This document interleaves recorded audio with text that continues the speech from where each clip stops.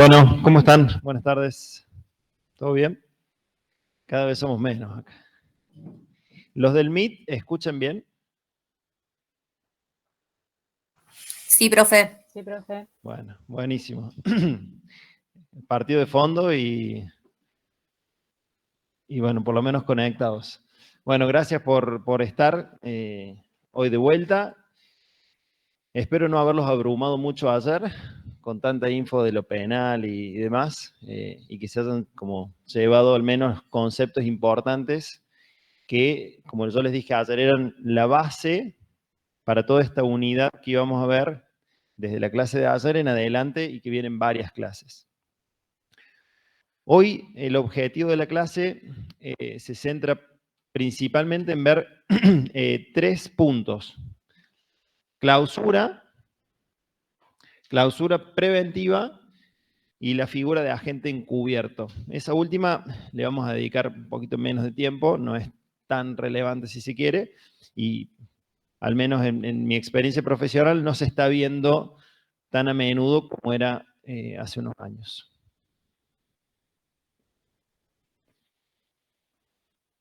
Entonces, dentro de lo que es la clausura, como para ir entrando en tema, recuerdan que ayer dijimos, bueno, todo ese como compendio de infracciones tributarias que están castigadas con sanciones, habíamos hecho una distinción entre infracción y sanción, e hicimos un gran paralelismo entre lo que era el derecho penal y el derecho tributario. Dijimos casi que no hay diferencias en cuanto a la naturaleza. Hoy vamos a arrancar a ver una de ellas, digamos, un tipo de sanción que es una importante, que es la de clausura. Y está enrolada, ¿se acuerdan cuando clasificamos los tipos de sanciones que podía haber o tipo de infracciones de acuerdo al bien jurídico tutelado? Que eran materiales por un lado y formales por el otro. Bien. Las materiales vamos a dejarlas como por hoy, no las vamos a tocar, vamos a estar en las formales, porque lo que vamos a ver hoy está apuntado a eso, a sancionar o a castigar ciertas infracciones a los deberes formales. Y cuando hablamos de ese tipo de infracciones, la ley 683 eligió hacer como una distinción. Dijo, bueno, dentro de todo el mundo de posibilidades de las infracciones formales, hay algunas que las considero un poco más graves y por lo tanto las voy a castigar con un tipo de sanción distinta, que es la clausura. Serían estas de acá abajo. Y no solamente eso, sino que... No estamos viendo la presentación, los del Meet. Ahí compartimos. Casi era perfecto, pero lo perfecto no existe, así que mejor. Gracias por avisar. Avisen si ahí va bien. Ahí cuando pongas minimizar se va a ver bien. Gracias, Diego. Hoy por lo menos tengo backup. ¿Ahí se ve bien? ¿Se ve bien ahí los del Meet? Sí, profe, no sé si está en modo presentación, pero nosotros estamos viendo todo el Power.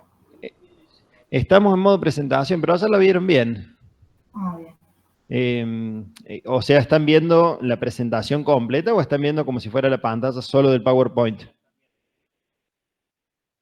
A ver, prueba de vuelta, porque ayer me pasó lo mismo. Deja de...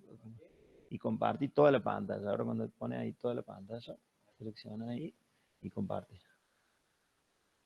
Y ahora vamos de vuelta en modo presentación. Ahí probamos algo, díganos si está mejor. Ay, sí, profe. Bueno, genial. Bueno, les decía que hoy tengo backup, pero no es backup, es titular indiscutido. El profesor, ya lo van a escuchar. No sé si todavía Bueno, ya van a tener el gusto.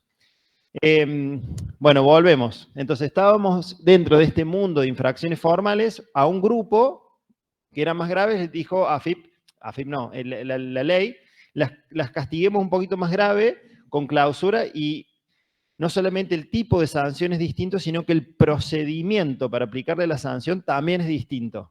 ¿Distinto a qué? A todo el resto que cae en las infracciones formales, llamémosle más leves, que las van a ver en las próximas clases y que tienen todo ese grupo de infracciones, un procedimiento en común y un tipo de sanción común que es una multa, con distintos montos, etcétera, pero procedimiento común y un tipo o naturaleza de sanción igual. Bueno, como esto a modo de repaso de ayer, ¿cuál es el bien jurídico que protege las infracciones o las sanciones cuando hablamos de las formales? ¿Se acuerdan? Dijimos en un sentido estricto las facultades del fisco para verificar, fiscalizar a los contribuyentes, pero la jurisprudencia como que eso lo amplió un poco y dijo, bueno, no es solamente eso, no es solamente una cuestión del fisco, sino que intentamos proteger al mercado como un todo. Eso es importante que siempre lo recuerden, por ahí en los choice puede ser que sea una pregunta o en un final, es importante. Vámonos. Ahora sí, vamos a entonces agarrar la ley, todos los que tengan la ley, vamos a la ley, vamos a abrir el artículo 40 de la 11683, porque como yo les dije ayer, cuando se trata de materia sancionatoria, ¿se acuerdan que había un principio que era el de tipicidad? Y dijimos, las conductas para poder merecer un reproche de una sanción tienen que estar perfectamente descritas en la ley, tanto la conducta como la sanción aplicable a esa conducta. Y tiene que haber una identidad exacta entre lo que pasa en la realidad y la descripción que hace la ley. Y por eso es que cada vez que ustedes lean una norma de naturaleza infraccional, tienen que tener cuidado en cada una de las palabras que usa el legislador para describir la conducta, porque no las usa en vano o porque sí. Si puso una palabra, tiene un significado, y ya vamos a ir con ejemplos a medida que avancemos. Pero es como una recomendación de cómo leer ese tipo de normativas. Arranquemos a leer el 40. Si quieren, tiene un primer párrafo. ¿Te animas a leerlo? Serán sancionados con clausura de 2 a 6 días del establecimiento, local, oficina, recinto comercial, industrial, agropecuario o de prestación de servicios o puesto móvil de venta, siempre que el valor de los bienes o servicios del que se trate exceda 10 pesos. Leíste bien, 10 pesos. Imagínense de la fecha que quedó eso, ¿no? 10 pesos. Bueno. Entonces, lo que leímos hasta ahí, ese primer parrafito, sería la sanción. Recuerden que siempre dijimos que como las normas infraccionales tienen sus dos grandes partes, que una va a ser la conducta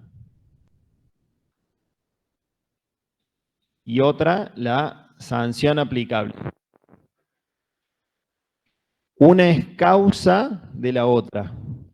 La ley optó por describir primero la sanción que dice se le aplicará clausura de 2 a 6 días a quienes, y ahora empieza a describir esto, las conductas.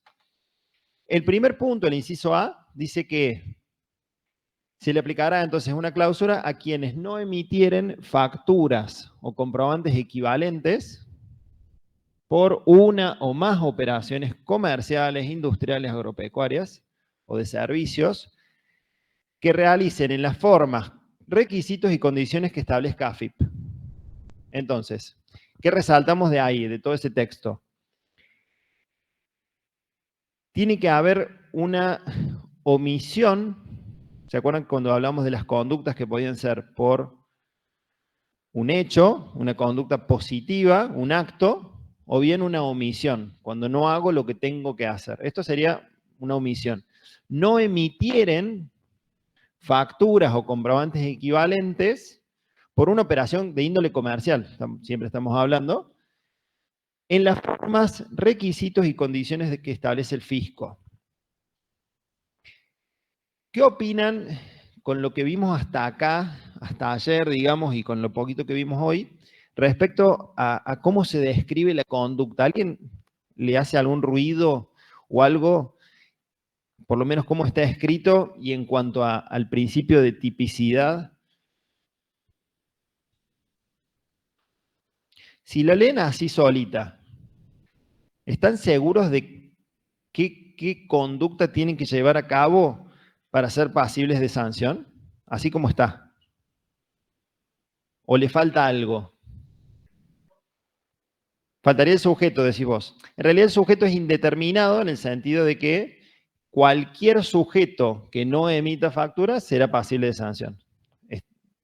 Bueno, era una opción, está bien, pero está como entendido. ¿Qué más? Ahí va. Ella dice, necesitaríamos saber cuáles son las formas, requisitos o condiciones que establece la AFIP. Excelente, esa es la respuesta. Y esto se llama, en la doctrina, leyes penales en blanco, se le dice. Por ahí lo pueden leer. Leyes penales en blanco. ¿Por qué? Porque no me basta solamente con la lectura de ese párrafo para entender si la factura que emití o la factura que no emití, porque si no hice nada, está conforme con lo que pide AFIP. Me tendría que ir a ver todo el compendio normativo de AFIP para ver si la factura que emití o el comprobante equivalente está ok o no. Eso tuvo algún recorrido doctrinario, jurisprudencial, con respecto a las leyes penales en blanco. Hoy por hoy, digamos, esa, si se quiere, discusión está zanjada y no pareciera tener objeciones desde el punto de vista constitucional. O sea, yo no podría ir a discutir que no me pueden aplicar una sanción de clausura porque la ley 11683 no tiene todos los requisitos de facturación. Sería hasta un absurdo. Imagínense, no sé si vieron alguna vez una resolución de AFIP acerca de cómo emitir una factura. Son páginas, anexos. Es largo y es dinámico. La AFIP las va modificando. ¿Hasta ahí se entendió entonces? Está la conducta. Y yo acá les dejo, esto a modo como de que les quede, para la profesión incluso, de algunas de las RG que considero que son importantes y tienen que ver con facturación y registración de las operaciones. Creo que en ninguna materia de la Facu vemos las resoluciones y cuando uno sale a la profesión, si se dedica a esto, bueno, tiene que empezar a buscar cómo tengo que emitir una factura, porque de repente yo veo, más o menos escuché que se emiten facturas tipo A, tipo B, tipo C, pero bueno, todo eso está escrito. ¿Dónde está escrito? Principalmente, para que ustedes sepan, en la 1415 o la 1415. Vamos a... Claro, tendríamos que tener, sí, por lo menos un añito de cursado. Bueno, acá les dejo un fallo, que es un tanto ya viejito, pero que tiene una moraleja, una enseñanza que subsiste y es importante. Es un fallo Póvolo Luis de la Corte Suprema del 2001, y se trataba de un contribuyente al cual el fisco le detectó la emisión de una factura manual, ¿sí? ¿Se acuerdan los talonarios manuales? No sé si los vieron. Una factura manual cuando ese contribuyente en realidad estaba obligado a utilizar un controlador fiscal. ¿Saben qué son los controladores fiscales? Ni más o menos concepto, no definición. Pero. ¿Una máquina? Ajá. Bien. Es una máquina entonces que permite emitir tickets u otro tipo de comprobantes, yo lo voy como completando, y que está homologada por el fisco, o sea, no es que cualquiera puede sacar una máquina a la venta, sino que tiene una homologación del fisco y una autorización para utilizarla. Y por sobre todas las cosas, tiene una memoria que se supone que es inalterable, entonces el fisco podría controlar cuando quiera todas las operaciones que yo emití. ¿Sí? Bueno, eso es básicamente un controlador fiscal. Cuando salió la obligación de utilizarlo, algunos contribuyentes, por distintas razones, porque no tenían ganas o porque no tenían los fondos suficientes para comprar, porque son poco caros, no los instalaban en la fecha en que AFIP los obligaba y seguían emitiendo facturas manuales. Esto pasó en ese caso.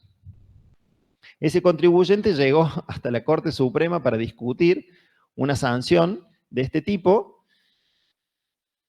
explicando un poco esto, de que con motivo de no tener los fondos suficientes, no lo pudo comprar, pero que él no había transgredido la ley porque había emitido una factura, de hecho. Dice, yo emití la factura. Yo no omití el pago de ningún impuesto porque la factura está emitida. Sí, en forma manual, pero está emitida. Está en mi libro ventas y yo tributé el IVA que corresponde y la incorporen en la renta de impuesto a las ganancias. Si ese fuera el argumento, el de la no omisión de pago, ¿creen que puede servir ese argumento para este tipo de sanciones? ¿Entiende la pregunta? Si no, voy de vuelta. Si me quieren castigar porque yo no emití una factura de la forma que AFIP me lo pide, pero emití otra de otro tipo que estaba mal hecha, pero en definitiva la emití y pagué los impuestos. Y mi defensa es, yo pagué los impuestos que correspondían de esa factura, a pesar de no haberla emitido en un controlador fiscal. ¿Es conducente esa defensa? ¿Sí o no?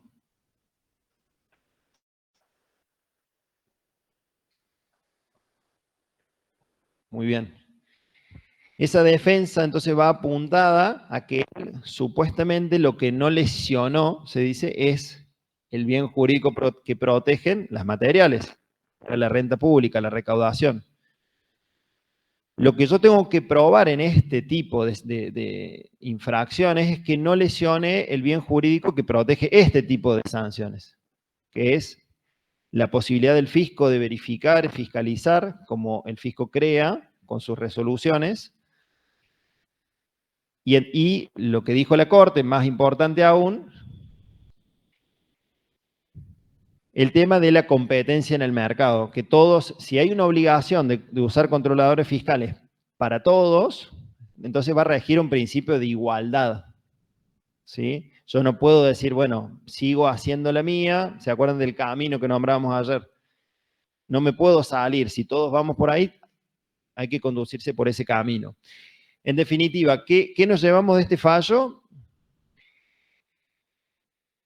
Que la cuestión de defensa por el tema del no omisión de pago de impuestos no es válida, y además la Corte dijo, y esto también lo relaciono con la clase de ayer, que aplicar una sanción de clausura en una situación de este tipo, donde hubo una factura manual en lugar de controlador fiscal, no es irrazonable.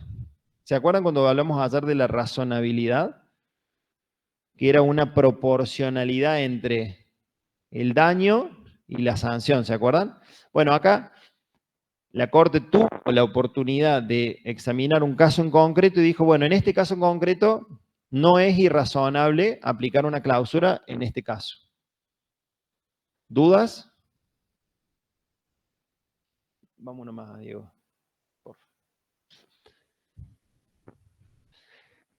Como para no quedarnos tan en el tiempo, les traje dos fallos más nuevos. Esto seguro que el profe los conoce.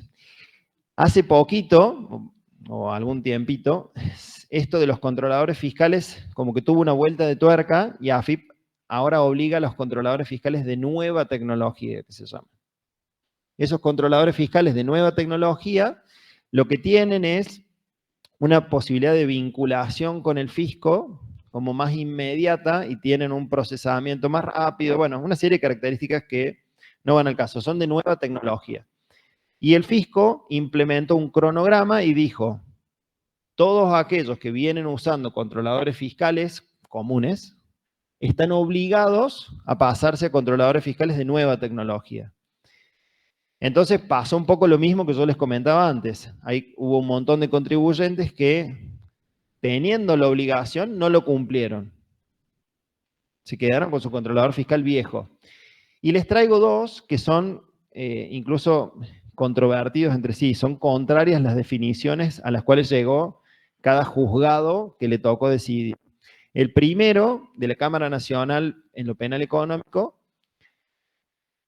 dijo que o se enroló o mantuvo la jurisprudencia que vimos recién de la Corte. Dijo, che, la utilización de vieja tecnología no cumple con los parámetros que fija la AFIP, la infracción no es irrazonable y nos tenemos que sujetar todos a los mandamientos formales que fije el fisco. Entonces, le dio la razón a la AFIP. La sanción está bien aplicada en el caso de no recambio del controlador fiscal. Esa es como la conclusión.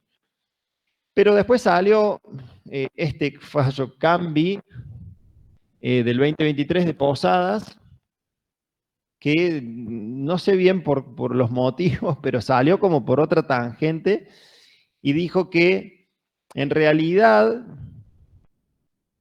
no encontraban que el no recambio de controlador fiscal y la continuidad de emisión de comprobantes en un controlador fiscal viejo encuadrara específicamente en el artículo 40, inciso A. ¿Se acuerdan eso que yo les contaba? De que hay que agarrar el hecho concreto que sucedió y ver si encuadra o no en el artículo.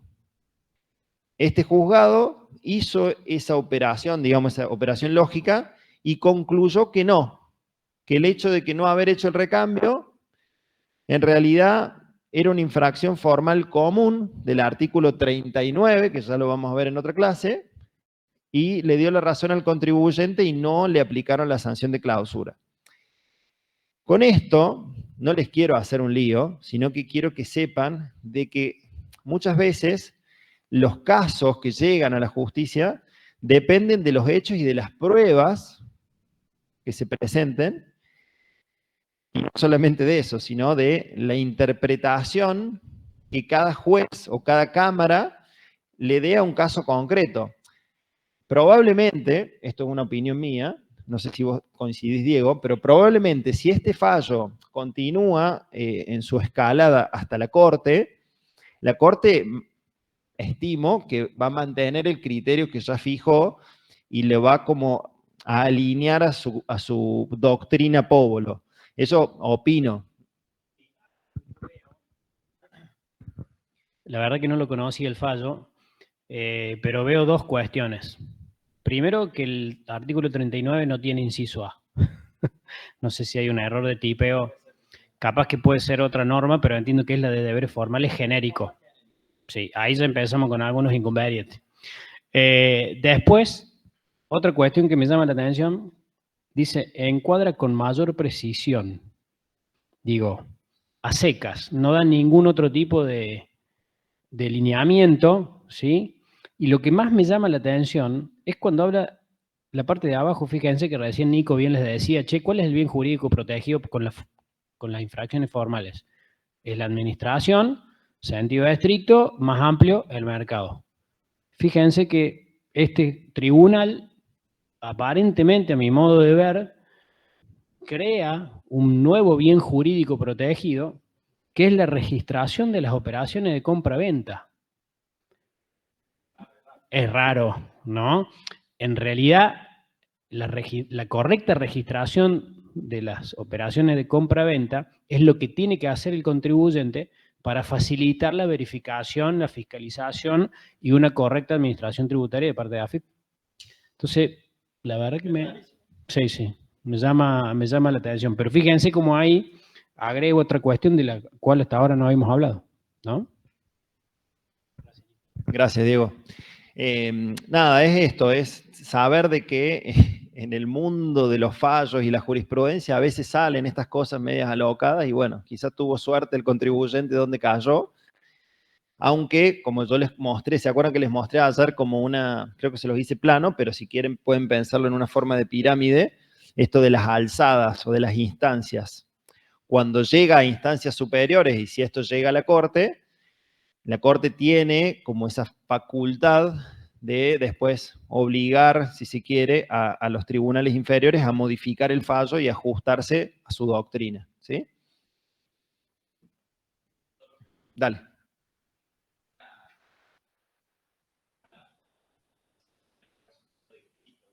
Correcto, de que sí correspondía sanción de clausura.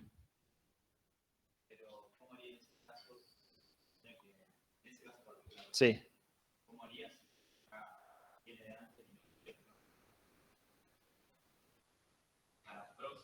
Bueno, está bien.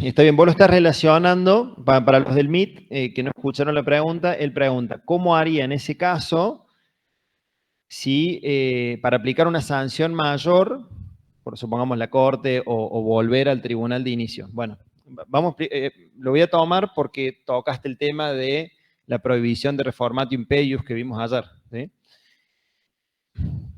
Mira. Bueno, dos puntos marco de eso. En primer lugar, en este caso particular, la AFIP había aplicado la clausura, con lo cual la primera instancia en la cual se aplicó una sanción fue de clausura, esta. Con lo cual, si en instancias superiores lo que se hace es confirmar la clausura, supongamos que acá le dieron, no sé, 3 días, y si acá se confirma, esto cumple, sin lugar a dudas, la prohibición. La prohibición de reformar en perjuicio del apelante opera cuando el único que discute es a quien se le está queriendo imponer una sanción. En este caso particular, esto fue a la justicia, supongamos justicia de primera instancia. Y después fue a una cámara, que también es justicia, obviamente, que operaría como una segunda instancia.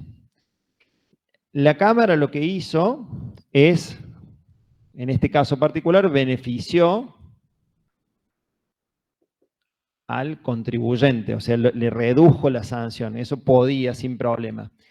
Si contra este fallo apela el fisco, porque el fisco acá es parte, y el fisco apela, en ese caso no operaría la prohibición de reformar en perjuicio porque está apelando la contraparte, ¿sí? Si acá el único que hubiera apelado fuera el contribuyente, ahí se podría disparar ese principio. Mira cómo les quedó el principio de prohibición. Muy bien, eso sí, dura. Pero se toman los exámenes finales sobre todo ese tipo de preguntas. Así que está bien que ya lo piensen de esa manera.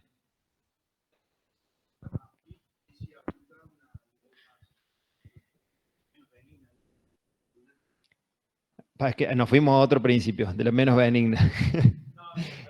No, pero está bien, fuiste a si es más perjudicial o no, la sanción más grave o menos grave. Claro, en definitiva, esto es un caso como particular donde el que impone la sanción es este órgano administrativo y después nos vamos a la justicia, ¿no? Pero una vez que entramos en la etapa judicial, la AFIP forma parte, como si se quiere, del acusante o la querella, la que persigue que se aplique la sanción. No se podría poner una sanción, si se quiere, más alta que la que ya aplicó AFIP. Pero si cambia, digamos, ante un cambio judicial, supongamos en la primera instancia, si AFIP apela esa decisión y va a la Cámara, a una instancia superior, sí podrían aplicarle una pena más perjudicial que la que se le aplicó en la primera instancia. Parece un trabalenguas, pero la idea es que quédense, o si se quiere, con lo que entendimos ayer rápido, que dijimos que ese principio operaba con efectos de proteger el derecho de defensa. ¿Se acuerdan? De no vulnerar nunca el derecho de defensa y que no te sea más caro ir a discutir que quedarte callado. Pero eso, entonces, como para cerrar un poco el concepto en este punto, eso opera cuando solamente hay un apelante que es el que se está defendiendo. Si no, es como que la litis o el problema sigue en discusión de ambas partes. ¿Vamos una más, Diego? Bueno, el punto A se está comprendido, es quizás el más común de ver en la práctica. Vamos al B. El inciso B dice que también se le aplicará clausura a quien no llevare registraciones o anotaciones de sus adquisiciones de bienes o servicios o de sus ventas, es decir, de sus compras y de sus ventas. O bien, si las llevaren, fueren incompletas, defectuosas, y acá obviamente incumpliendo las formas, requisitos y condiciones que exige la AFIP para ese tipo de comprobantes de ventas y de compras. Estas registraciones son los famosos libros IVA-venta, IVA-compras, por lo menos a grandes rasgos, o mínimamente son esos dos registros, libro IVA-venta y libro IVA-compras. Para los que ya trabajan es algo muy habitual. También les dejo ahí la normativa que aplicaría para estos casos. Hoy en día están obligados los contribuyentes a llevarlo de forma digital. Se suben incluso a la página web de la AFIP.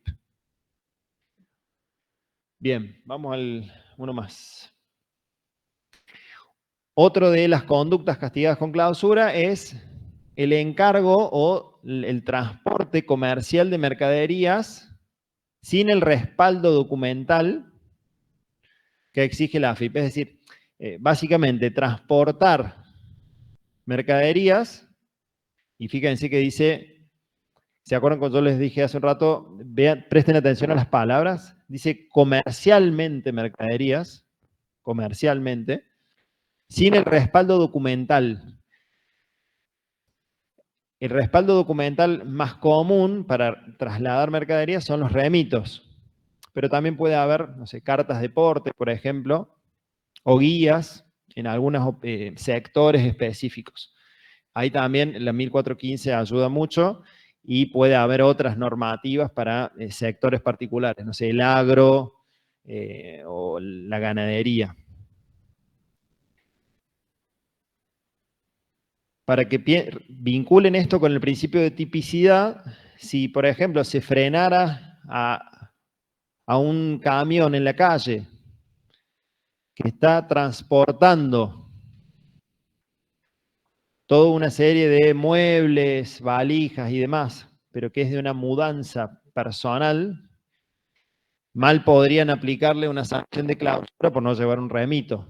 O sea, el tipo de traslado tiene que ser comercial.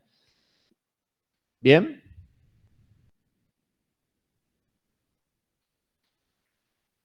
Bueno, las que siguen. No encontrarse inscriptos como contribuyentes o responsables, o sea, directamente el tipo que nunca se inscribió ante AFIP o no se dio de alta quizás ante algún impuesto en particular, también puede ser clausurado. El que no poseyere o conservare las facturas de adquisición o tenencia de los bienes o servicios destinados al desarrollo de la actividad de que se trate. Es decir, si AFIP, por ejemplo, entra a un comercio, los inspectores, y ven estanterías llenas de mercadería, sería válido que se pida el respaldo documental de la compra, de la adquisición de todas esas mercaderías que están a la venta. Entonces, eso es lo que castiga acá. Porque capaz que AFIP no lo enganchó en el momento de que estaban transportándolo, no lo enganchó cuando hizo la venta sin facturar, pero podría perfectamente ir por el D y decir, bueno, a ver, ¿cuáles son las facturas de compra de esta mercadería? Si no tengo nada, podría, como mínimo, aplicar la sanción de clausura. El E es ese, perdón. El F no tiene tanta aplicación práctica actual, habla de instrumentos de medición y control, pero no tiene una reglamentación vigente, con lo cual no le den mucha importancia hoy. Y el G fue una de las reformas de la 27430 y dice que será pasible de clausura en el caso de un establecimiento de al menos 10 empleados, que tengan el 50% más del personal relevado sin registrar, aun cuando estén dados de alta como empleadores. Entonces, márquense para que cuando en un examen les pongamos un caso, se cumpla exactamente lo que pide la norma. Tiene que ser un establecimiento, o sea, un lugar físico donde se esté prestando servicios, que mínimamente tenga 10 empleados, registrados o no. Digamos, tenga más de, como mínimo, 10 personas prestando servicios. Y que de los que se hayan relevado, esa palabra es importante, el relevamiento es lo que van a hacer los inspectores, es ir uno por uno, preguntando los datos personales de esas personas, esos van a ser el personal relevado. Del relevamiento, como mínimo, el 50% tiene que estar sin registrar, o sea, sin dar de alta como un trabajador, sin un alta en simplificación registral. Solamente en ese caso aplicaría esto. Entonces, ojo, si hablamos de, no sé, un establecimiento de 8 personas con 5 que estaban sin registrar, no entraría en ese caso. ¿Bien? Es como que hay que ir viendo y teniendo cuidado cuando leamos casos concretos.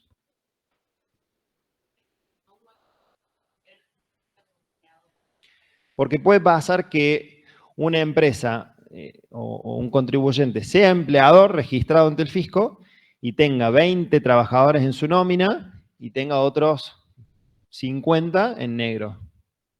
Entonces, no le va, o sea, no importa si está o no dado de alta como empleador y si tiene 1, 0 o 10 empleados en blanco, lo importante es lo que encontró AFIP en cuanto a lo no registrado. ¿Te das cuenta? ¿Alguna otra duda de ese?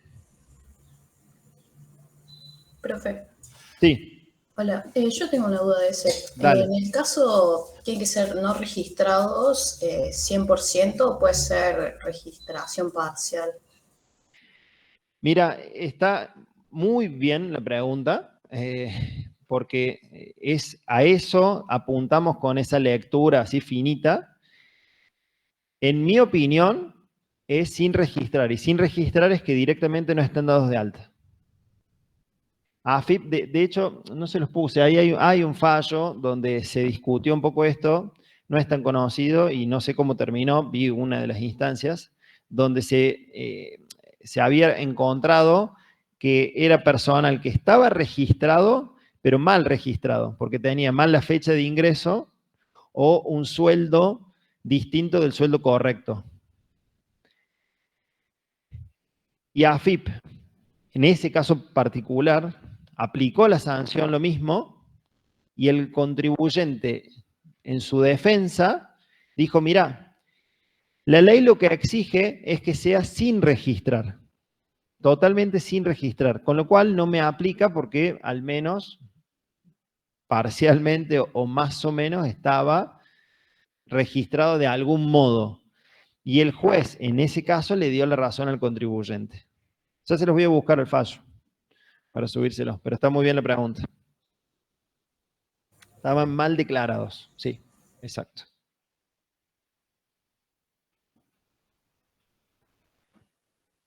Bueno, y vamos al segundo párrafo que tiene, o sea, tenemos entonces, primer párrafo que hablaba de la clausura, como un segundo párrafo, si se quiere, con los distintos incisos. Y llegamos a otro párrafo que dice, sin perjuicio de las demás sanciones que pudieran corresponder, se va a aplicar una multa, o sea, acá cambia de tipo de sanción, una multa de 3.000 a 100.000 pesos a quienes ocuparen trabajadores en relación de dependencia y no los registraren, fíjense que acá cambia un poco, ¿no? Y no los registraren y declararen con las formalidades exigidas por las leyes. De vuelta, acá pareciera que el tipo objetivo, la conducta, puede ser un poco más amplia, porque es no registrar y no declarar con todas las formalidades que pide la AFIP. Acá capaz que también un buen abogado defensor podría decir que si encontraran a una persona que estaba bien registrada, por ejemplo, con fecha de inicio correcta, pero que después estaba mal declarada porque los sueldos que se declararon eran erróneos o eran más bajos que los reales, no cumpliría con exactamente la conducta que pide la ley, porque la ley dice no los registraren y declararen. Entonces, de vuelta, es finito, son casos como muy concretos, que no tienen así una solución única, si se quiere, pero pareciera que el principio de tipicidad, y hay otro que se llama de máxima taxatividad, o sea, de ser estrictos con la ley, apuntaría a leer así las normas penales. Bueno, entonces esto es una multa, simplemente para resumen de es una multa para empleados no registrados o mal registrados, y es una multa de 3 a 100.000 por cada uno de los trabajadores que encuentren en negro o mal registrados, ¿sí? Por cada uno de ellos. Bueno, y acá les traigo otra ley distinta que no la tienen ahí en el compendio, pero para que lo sepan nada más, que es la 27253, que dice que todos aquellos que estén obligados a recibir cobros con tarjeta de débito, crédito, QR, lo que fuera, y no lo hagan, también se les va a aplicar la sanción del artículo 40, es decir, la de clausura. Esto es un poco más profesional que otra cosa, para que lo sepan.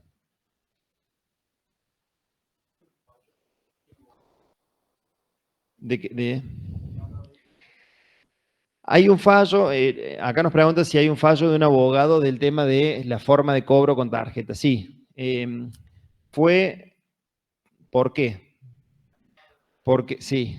Porque en su momento la normativa que saca AFIP era que los profesionales independientes también estaban obligados a recibir como medio de pago las tarjetas de débito y demás.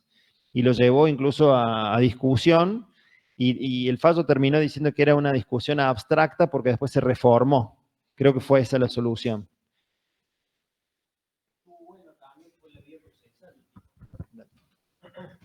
Ustedes esto ya lo vieron, pero ¿se acuerdan del tema circulares e interpretaciones? AFIP lo había sacado por circular a esto. Decir, che, vos sos profesional, también tenés que aceptar el postnet. Y la viveza del abogado también fue decir, che, esto en realidad no es una circular, porque ¿qué tiene en la circular? Que no la puedo recurrir. Dijo, vos acá estás interpretando. Y las resoluciones interpretativas se pueden recurrir, apelar. Y fue lo que hizo el abogado. Y fue así que terminó saliendo, digamos, en favor, no solamente del punto de vista procesal, ¿sí? Sino también que después se reformó la norma y, bueno, en definitiva lo que dijo Nico, que terminó, digamos, en favor del profesional. Gracias. Bien. Vamos a la que sigue. Bueno, hasta ahí, entonces todo lo que hicimos fue toda la descripción del tipo objetivo o las conductas que había que cumplir. El tipo subjetivo, para hacérselos completo, porque siempre que vean una infracción tienen que ver tipo objetivo, la conducta, tipo subjetivo, ¿se acuerdan? Si hay culpa o dolo, o qué se exige. Para todas las conductas que vimos recién, lo único que se exige es un accionar culposo, que era el accionar imprudente, con impericia. No hace falta que AFIP demuestre el dolo para poder aplicar las sanciones, ¿sí? Eso es lo que ya dijo en muchas oportunidades la justicia, que solamente basta con la culpa o la imprudencia. Y acá les voy a tratar de dar un punto más, que es el siguiente. En todas las infracciones de índole formal, la jurisprudencia ya como que avaló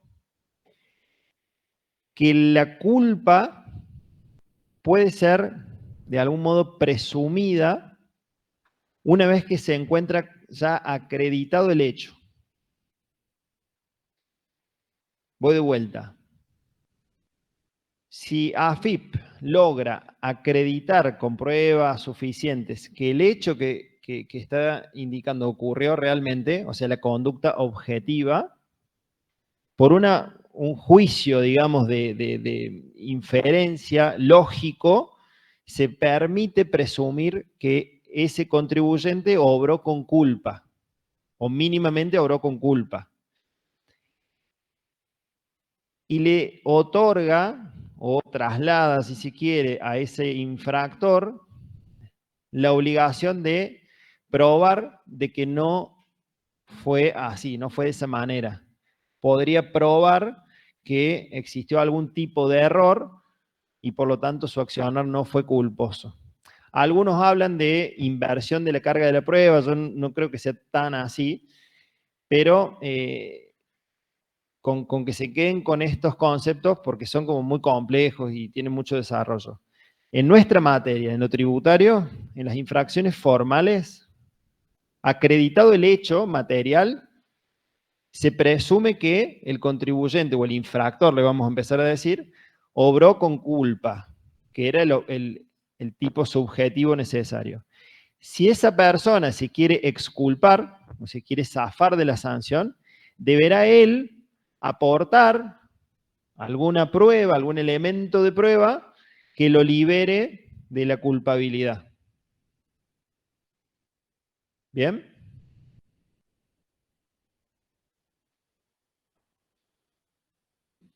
Yo les decía, Diego, ayer que son todos temas tan complejos y hay libros y libros por cada punto que uno va tocando y hay veces que hay que apretarnos y bueno, quedarnos con por lo menos forma sintética los puntos, pero si agarran eso que yo les expliqué en 2 minutos, con libros ahí, nada, para hacer dulce.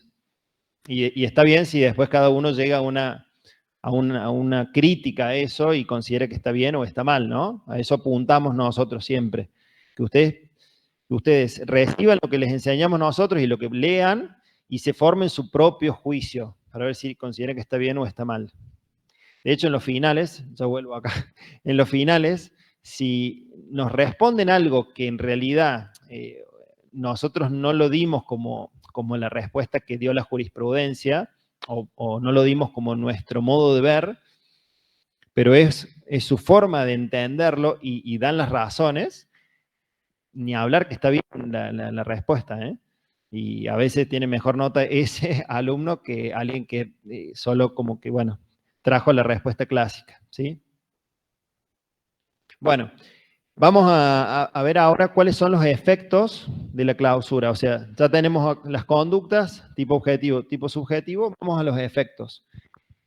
Si le aplican la sanción a un contribuyente de clausura, quiere decir que tiene que cerrar ese local, establecimiento, que creo que decía hasta stand de venta, cualquiera de los que están mencionados ahí, tiene que hacer cesar absolutamente todas las actividades. Inclusive va a venir un inspector del fisco y va a poner una faja que dice clausurado. La escala, como leímos en el primer párrafo, es de 2 a 6 días. La ley no lo dice si son días hábiles o días corridos. Y uno de los principios que habíamos leído cuando empezaba en materia era, si no dice nada, son días hábiles, ¿no? Eso es como la regla general. Bueno, acá la aplicación práctica es que son días corridos, ¿sí? Porque estamos en materia sancionatoria y no en materia de computar plazos procedimentales para hacer algo. Con lo cual, son días corridos, de 2 a 6 días corridos. Desde el día que se pone la faja, se cuentan los días como vienen. Sábado, domingo, lunes, feriado, no importa. Incluso la RG, la 1566, que es de algún modo reglamentaria de esto, lo dice expresamente, corridos. En cuanto a la razonabilidad, de si es o no razonable una sanción de clausura para alguno de los tipos o las conductas que leímos, le dejé esos dos fallos de la Corte que se inclinaron por la razonabilidad. Dijeron que era coherente aplicar una sanción de clausura aún en casos de, no sé, la emisión de un ticket o una factura manual en lugar de una factura electrónica, por ejemplo. Cualquiera de los casos que hayamos analizado. Y solamente para que sepan, hay algunas actividades que se permiten que continúen en el establecimiento a pesar de estar clausurados. Por ejemplo, no sé, un proceso industrial que no se pueda parar por cuestiones de seguridad o de higiene o de ese tipo, y tampoco se puede cortar, por ejemplo, el pago de salarios. Bueno, eso ya quedó como medio viejo porque hoy se hace por transferencia, pero en su momento podían ir a cobrar los empleados, digamos. Sí.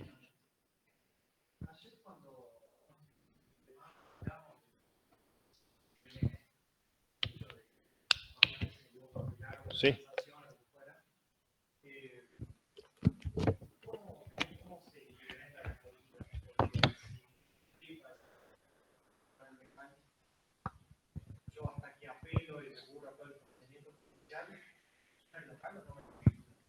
¿Qué opinas antes de que lo veamos?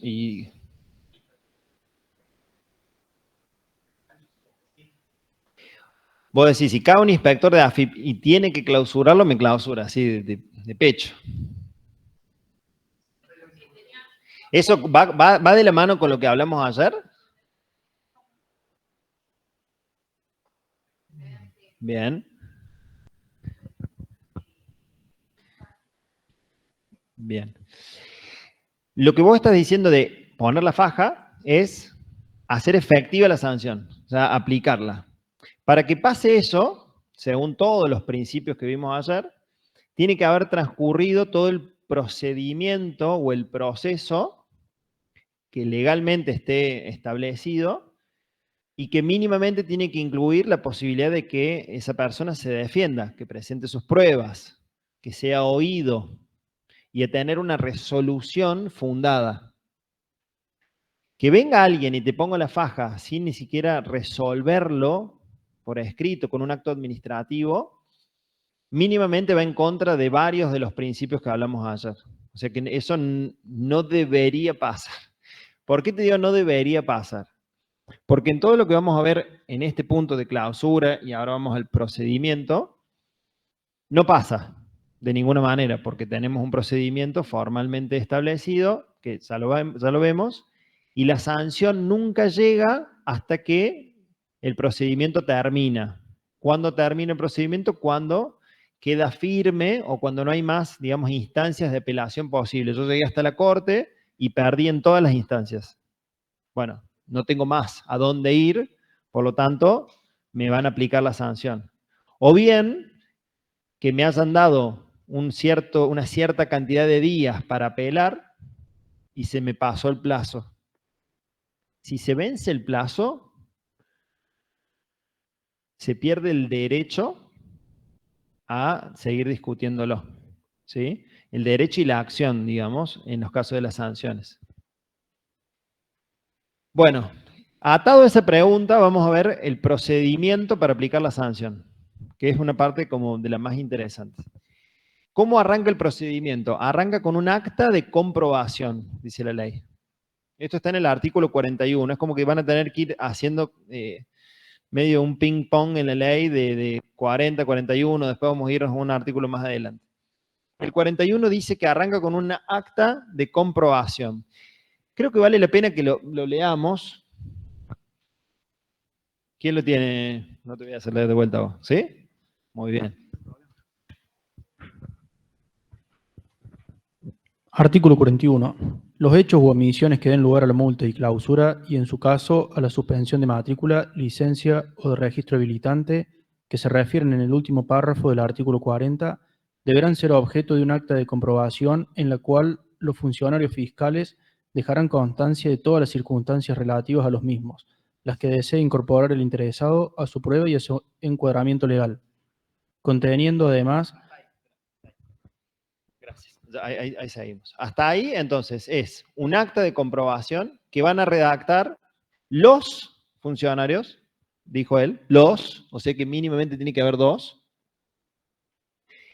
Y esa acta tiene que contener una descripción de todos los hechos y circunstancias que ocurrieron en ese momento. Con lo cual, ustedes tienen que pensar que esto funciona de esta manera. Se van a personar mínimamente 2 inspectores y frente a ellos, o sea, en su presencia, tiene que haber sucedido la conducta cualquiera de las que vimos antes. O sea, tienen que ellos haber comprobado con sus ojos, con los elementos que hayan pedido en ese momento, que ocurrió alguna de las conductas que vimos recién. No digo que ellos sean los responsables de definir si se aplica o no la sanción. Eso viene después. Ellos van a hacer un acta donde van a describir lo que pasó. Van a decir, no sé, por ejemplo, que Juan Pérez, el día tal, realizó una venta a un consumidor a quien identificamos con el número de DNI tal, con su nombre, que compró, no sé, tal mercadería por tal valor y no se emitió comprobante. O se emitió un comprobante manual, por ejemplo. Y además van a tener que permitirle al contribuyente o responsable que incorpore lo que él quiera en el acta. ¿Sí? Eso es importante. Si el contribuyente quiere que quede constancia de algo en el acta, tiene su derecho de decirlo en ese momento y tiene que quedar. Y además en ese momento pueden los inspectores tomar algunos elementos de prueba, como por ejemplo, si estamos constatando una venta no facturada y hay algún elemento, como por ejemplo, no sé, una comanda, como se suele hacer en los restaurantes, o un ticket que no cumple las formalidades, podría perfectamente el fisco tomar ese elemento e incorporarlo al expediente. O tomar registro de cuáles son los números de comprobantes, el último número de comprobante que se emitió ese día, y se suele hacer un comprobante siguiente en cero, y ese está intervenido por el fisco. Bueno, hay como distintas formas que van usando los inspectores para evitar que después aparezca así de la galera un comprobante de ese mismo día. ¿Sí? ¿Se entendió? Ahora con la factura electrónica ya es todo esto que les digo es un poco más difícil. Cuando existían los talonarios manuales, estas cosas pasaban. Dale. Sí. Claro. No, está bien. Él pregunta si para relevar a los empleados hace falta una orden de intervención o orden judicial, dijiste. Una orden de intervención. No. Las órdenes de intervención son para iniciar fiscalizaciones de tributos en general. O sea, viene desde un área de investigaciones que dice vamos a investigar a fulano de tal por estos impuestos. En cambio, lo que estamos viendo ahora son como operativos más de campo, donde los inspectores van a un local que está abierto al público, digamos, no es que están violando una propiedad privada, sino que es un local, se les permite el ingreso, y una vez que se les permite el ingreso, pueden hacer el relevamiento, están autorizados para ello, tienen las facultades de fiscalización y verificación que vimos unas clases antes, está dentro de esas facultades que tiene el fisco. No necesitan más que como una orden interna que puede haber en el fisco, pero que no hace falta que esté comunicada al contribuyente. No te van a avisar que te van a ir a relevar el personal. Es totalmente de imprevisto. Ese es el objetivo que tiene, ¿no?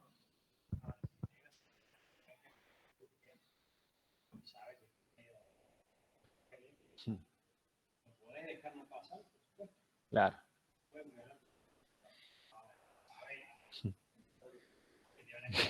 Que vuelven. Está muy bien. Lo voy a decir en el micrófono para los del Meet. Está muy bien. Como es propiedad privada, yo les dije, no sé si escucharon, los dejan pasar, ¿no? Bien dice el profe, abogado, uno puede negarse a que ingresen. Si me niego a que ingresen, estoy en mi derecho de propiedad privada, pero automáticamente el fisco tiene la facultad de ir a un juez y pedirle una orden de allanamiento. Y ahí se pone más brava la cosa, ¿no? Golpean la puerta y pasan nomás. Orden de allanamiento. Bien, entonces hasta ahí ese es el acta de comprobación. Es súper importante porque tiene un montón de formalidades el acta. Yo le fui marcando algunas, después relean de nuevo el artículo. Vamos, continuamos.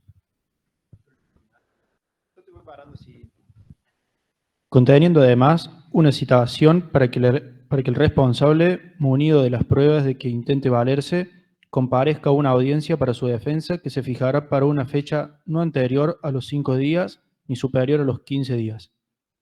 El acta deberá ser firmada por los actuantes y notificada al responsable o representante legal del mismo. En caso de no hallarse presente este último, en el acto del escrito se notificará el acta labrada en el domicilio fiscal por los medios establecidos por el artículo 11. Bueno, buenísimo. Ahí, otra de las formalidades es la firma, ¿sí? Tienen que firmar el acta los inspectores e invitar a firmar el acta al responsable si se encuentra en ese momento. En caso de que no, será notificada después al domicilio fiscal. El acta también va a tener, la propia acta va a tener una citación a una audiencia de descargo, así se llama, audiencia de descargo, que va a ser la oportunidad que va a tener el contribuyente para defenderse. Ese es el momento procesal o procedimental para ejercer el derecho de defensa. Es un procedimiento, como la palabra lo indica, de oírse, por eso es audiencia, porque se cita presencialmente al responsable, a la AFIP, y uno va, se tiene que apersonar ahí, y puede decir su descargo verbalmente, no hace falta, no es obligatorio llevar un descargo por escrito. Si lo quiere hacer, perfectamente puede. Si quiere, puede ir con un abogado. Como les dijimos ayer, es un derecho, si quiere. Si no, perfectamente puede ir el responsable, titular o apoderado, con poder suficiente, tengo que llevar el poder. Si soy de una SRL y va a ir un apoderado, lleva el poder y lo incorpora al expediente. Y tengo que ir en ese momento de la audiencia con las pruebas que yo quiera incorporar. Es la única oportunidad o la oportunidad por excelencia para aportar las pruebas, las que sean. Si supongamos que del relevamiento que hicieron de los empleados surge que en realidad están todos dados de alta, aportaré las altas tempranas de cada uno, o si había uno que, por ejemplo, era, no sé, un plan PPP, vieron los del gobierno, y que no tiene registración en AFIP porque tengo otro régimen legal distinto, o aplica el régimen, no sé, de pasantía. Estoy como inventando, pero cosas que pueden pasar. Todo eso hay que probarlo, llevarlo al expediente en esa oportunidad. Vamos a la que sigue, Diego, un segundo, que tengo como una línea de tiempo. Entonces, desde el acta de comprobación, tienen que pasar no menos de 5 días hábiles administrativos y no más de 15 para que surja la audiencia de descargo, que hablamos recién. A partir de la audiencia de descargo, hay un plazo de 2 días hábiles administrativos para que el juez administrativo dicte una resolución. ¿Sí? Resuelve el caso.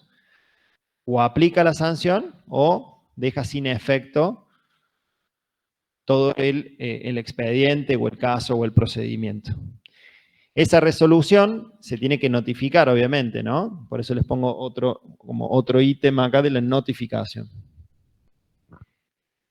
Voy a ver si tengo a mano, porque no sé si lo tengo, unos documentos que les traje de unos ejemplos, perdón, Diego, para mostrarles ejemplos de actas. Déjame ver. No me acuerdo si los tengo acá.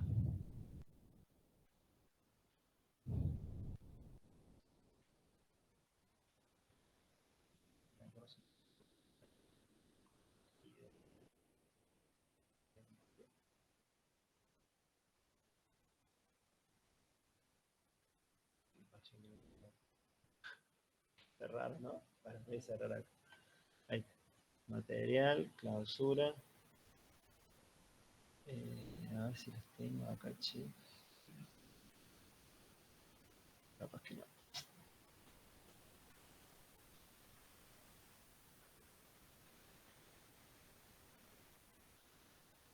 No.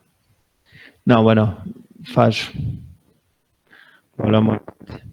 Después se los voy a subir de todos modos a la plataforma.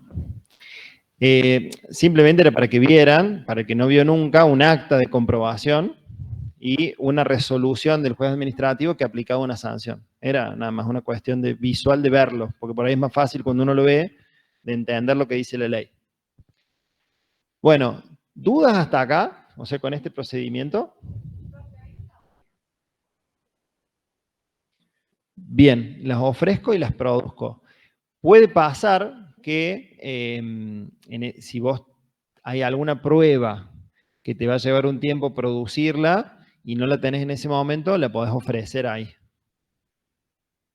Sí, perfecto. Dale.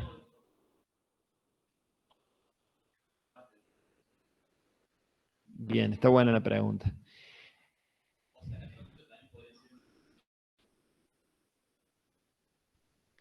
Bueno, son dos preguntas.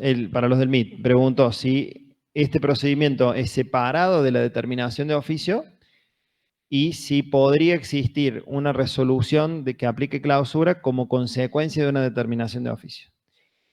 La primera es que sí, son dos procedimientos separados. Son dos cosas que en principio no tienen nada que ver, como para que se los separen ustedes mentalmente. La determinación de oficio es un procedimiento para que el fisco diga oficialmente cuál es el impuesto determinado, ¿sí? El impuesto que realmente debe un contribuyente de un periodo fiscal y de un impuesto. Para eso sirve. Puede ser porque no presentó la DJ, la presentó mal. Para esos casos sirve. Siempre está precedida de una fiscalización, ¿se acuerdan? Fiscalización después de determinación de oficio. Las multas que se pueden aplicar en los casos de determinaciones de oficio de impuestos son multas materiales, porque si unen como una cosa con la otra, estábamos hablando de determinación tributaria de cuantía de los impuestos, de materia tributaria, o sea, de materia imponible, y por lo tanto, cuando pase eso, la sanción, el tipo de sanción que se aplica es una sanción material, que va a ser una multa, que ya la vamos a ver más adelante, pero que no aplica nada de esta parte de la clausura, porque no se están tratando ahí cuestiones formales. Entonces, creo que te respondí las dos. Son dos separadas y la clausura nunca podría venir en una resolución de determinación de oficio, porque son cosas distintas. ¿Se entendió?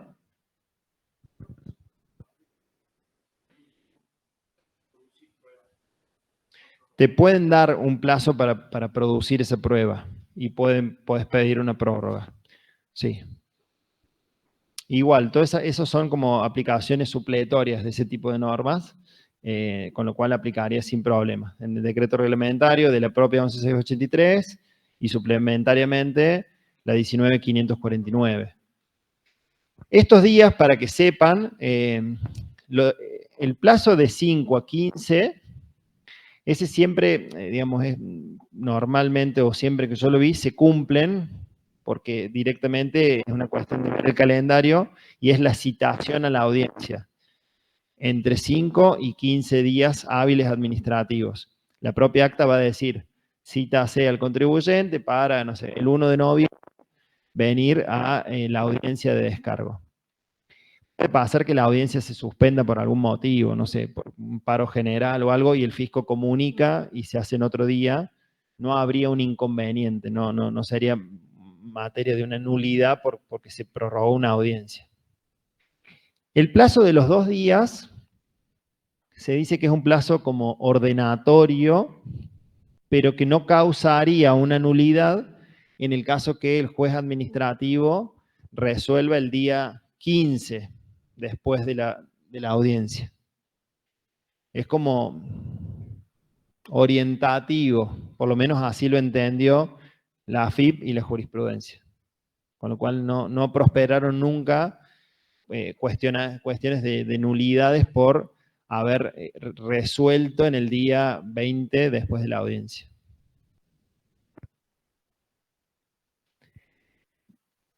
Ahí está. Bueno, todo ese procedimiento que veíamos recién, entonces termina en una resolución que puede tener dos posibilidades, o que me aplique la sanción de clausura, o que archive totalmente el procedimiento y no aplique sanción.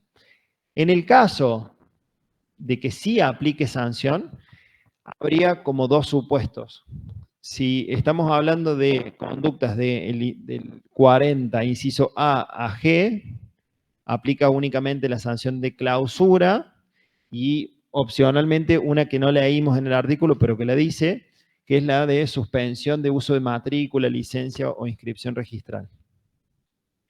Ahora bien, si hablamos del 40, segundo párrafo, sería aplicable, ¿se acuerdan del segundo párrafo que vimos, no? De empleados no registrados y declarados. Aplicaría la multa de 3.000 a 100.000 pesos por empleado. Ahí pueden ver la RG, la 1566, es la reglamentaria de ese caso. ¿Dudas con eso? Vámonos más, Diego. Gracias. Bueno, ¿cuál es el procedimiento recursivo? O sea, lo que vimos hasta acá es el procedimiento para aplicar la sanción. Ahora vamos a ver cómo la puedo, una vez aplicada, cómo me puedo seguir discutiendo esa sanción. Para eso nos vamos a ir al artículo 77 de la ley. El artículo 77 de la ley dice, en otras palabras mejores que las mías, que una vez notificada la resolución que aplique la clausura, el contribuyente cuenta con 5 días hábiles administrativos para presentar un recurso de apelación administrativa, así se llama.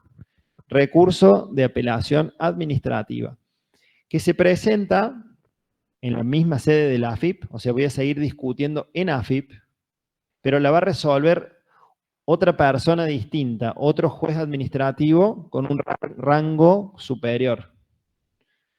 ¿Sí? Por eso dice ante un superior. Y la parte importante de todo esto es que ese recurso tiene efectos suspensivos, que es un poco lo que venimos hablando. Presentado el recurso en tiempo y forma, tiene efectos suspensivos. No me van a aplicar la faja hasta que se resuelva y quede firme la resolución. Continuemos en esta línea. Una vez que ese segundo juez administrativo dicta su propia resolución, o sea, sería la segunda resolución, llamémosle, esta de acá, si esa resolución confirma la sanción, ¿sí? Confirma la clausura, eso agota la vía administrativa, se llama.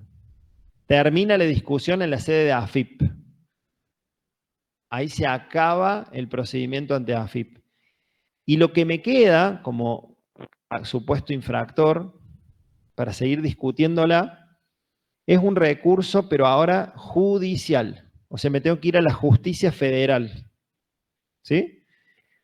¿Se acuerdan? Ayer dijimos que el derecho de defensa, una de las formas en las cuales se mostraba, era que siempre el Poder Judicial tenía la posibilidad de controlar los actos del Poder Ejecutivo.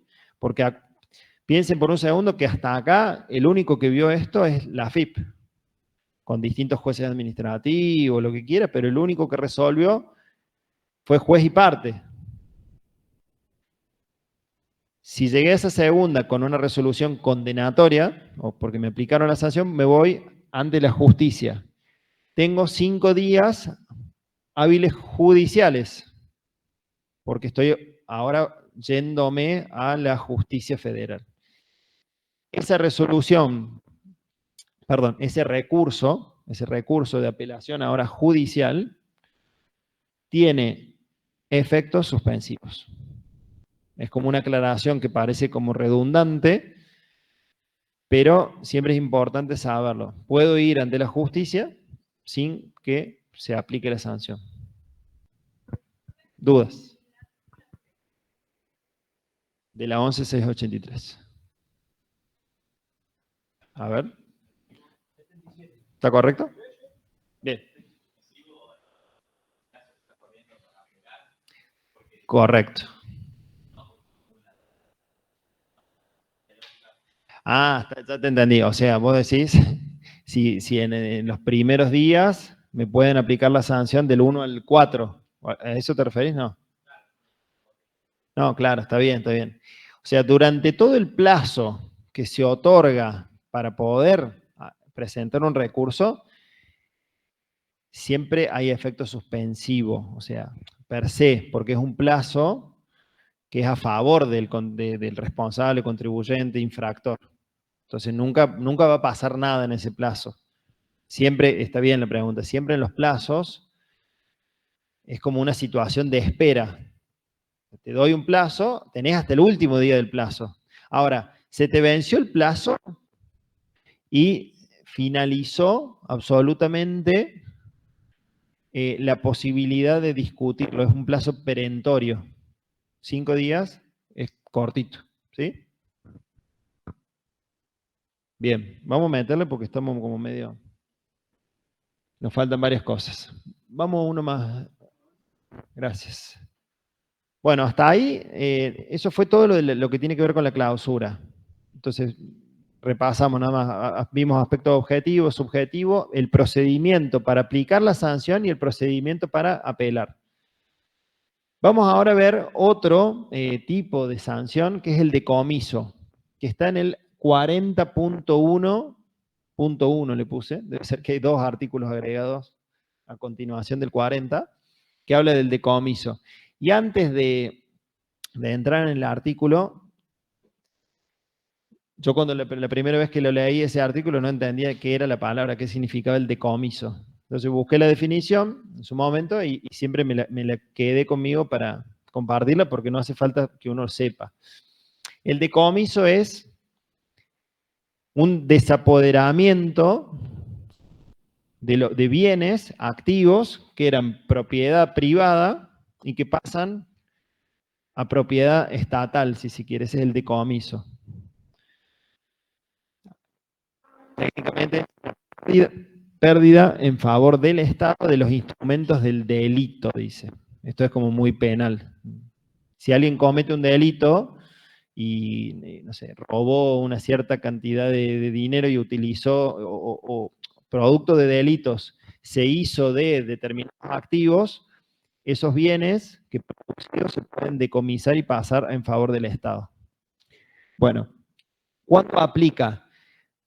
Ahora en materia de impuestos, ¿no? Aplica para los casos de tenencia, traslado, esto anda re mal, de bienes sin cumplir con los recaudos de los incisos C y E del 40. A ver, vamos a leerlo de la ley. El 40.1.1. ¿Tenés por ahí? Gracias.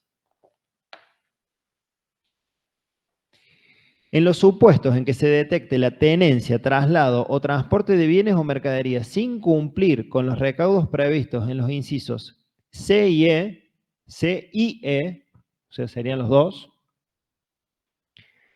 del artículo 40, y si vamos al C y al D, dice, el C hablaba del respaldo documental, y el D, perdón, C y E, disculpen, el E es las facturas o comprobantes equivalentes de la adquisición de los bienes.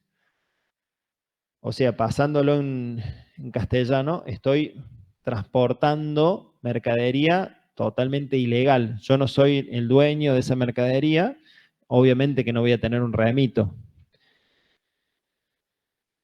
Los funcionarios o agentes de la Administración Federal deberán convocar inmediatamente a la Fuerza de Seguridad. Ahí siempre participa la gendarmería, comúnmente en la ruta, quienes deberán instrumentar el procedimiento tendiente a la aplicación de las siguientes medidas preventivas. Inciso A, interdicción en cuyo caso se designará como depositario el propietario, transportista o tenedor. O sea, está la mercadería con una medida que le va a impedir disponer de ella, pero se la va a quedar quien la estaba transportando. O sea, va a pesar sobre esa mercadería una imposibilidad de venderla, por ejemplo, pero se la queda a esa persona. O bien, el secuestro, en cuyo caso se debe designar como depositario una tercera persona. ¿Y por qué son medidas preventivas?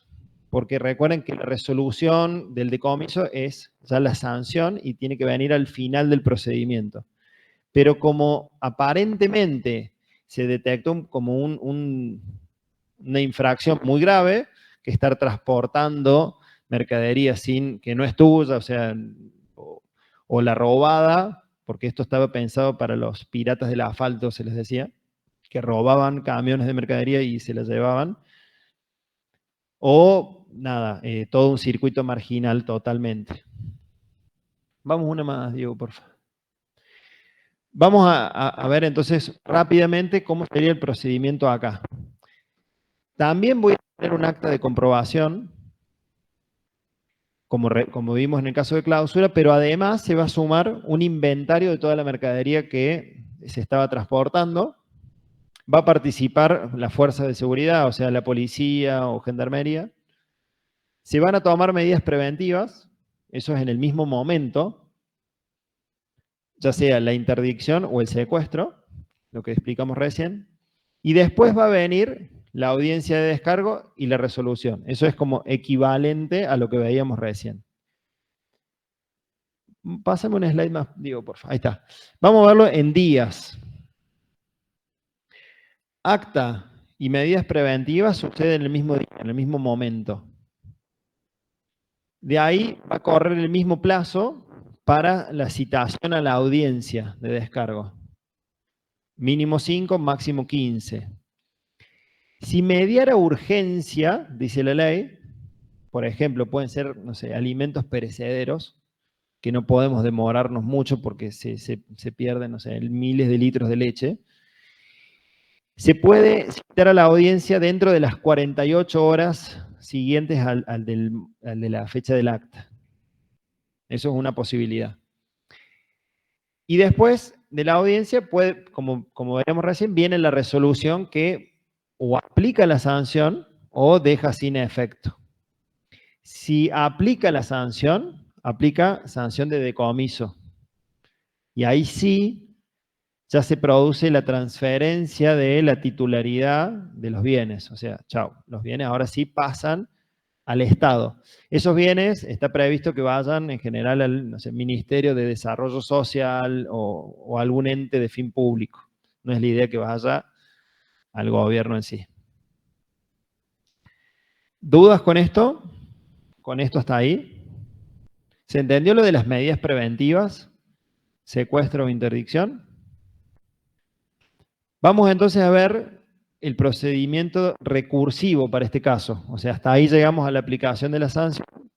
Y ahora en el artículo 78 de la ley, 78, tenemos cuál sería el procedimiento para recurrir.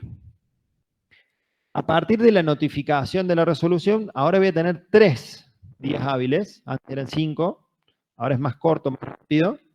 3 días hábiles administrativos para presentar el recurso de apelación administrativa, que como vimos recién, tiene efectos suspensivos respecto de la sanción. Pero las medidas preventivas continúan en el tiempo. La mercadería va a continuar o secuestrada o interdicta durante el tiempo de ese proceso. Si el juez administrativo que sigue, digamos, el superior, confirma la sanción, se agota la vía administrativa, como dijimos recién, esto es igual, pero solamente va a haber 3 días hábiles judiciales para el recurso de apelación ante la justicia federal. El procedimiento es casi un espejo con periodos un poquito más cortos, en días. Y eso está en la ley. O sea, no es que hay que aprendérselo de memoria. Si uno se olvida, va a la ley para no equivocarse, porque si pierdo el día, se pierde el derecho. Por supuesto, como dijimos recién, ambos recursos tienen efectos suspensivos. ¿Alguna duda?